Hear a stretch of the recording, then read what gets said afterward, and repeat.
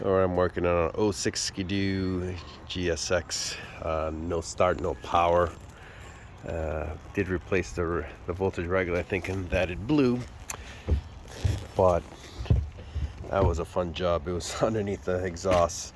But what actually goes bad on these things is if you take the fuse box off, you got on bolt also the ECM, the fuse box, and underneath there is a corroded wire because wasn't getting no power to the F11 fuse for the starter button.